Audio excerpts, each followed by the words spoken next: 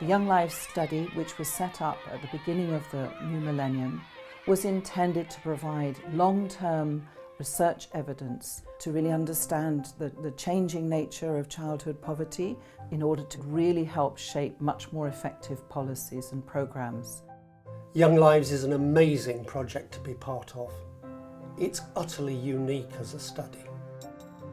We're a truly international team working across the 4 study countries and the UK.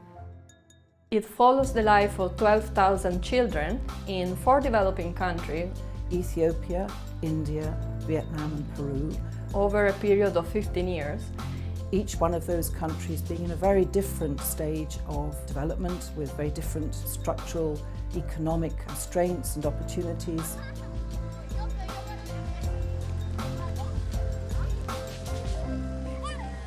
Tracked from babies through to adulthood, it produces such a rich data set.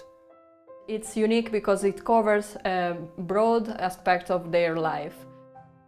The children are from very different ethnic and religious groups. They have diverse economic circumstances that they come from, and the idea behind that kind of diversity was to understand the different implications for different groups of changes in the environments in which they were growing up.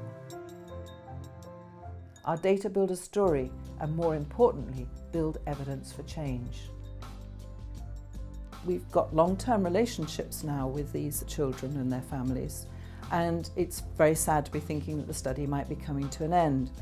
But it's also a moment of great anticipation and potential, because it's a very important moment in terms of really reflecting back on what it has meant for children growing up in poverty in the first 15 years of the millennium. Young Lives is also a legacy project. It's not only that Young Lives data is useful now. Imagine in 20, 30 years' time, someone can look back at our data and say, what was it like for children growing up in the early years of the 21st century? And we've now reached the stage where we realise that the power of the study could be so much greater still if we were able to continue to the point where we can really say quite a bit more about the long-term outcomes of early deprivations, early disadvantage. And these questions are particularly important, particularly compelling at this point in historical time globally, because many young people are not able to get jobs, they're not able to find economic opportunities. So Young Lives now has the possibility of feeding into these very, very important youth policy areas. This is where we feel Young Lives has a really important contribution to make in the future.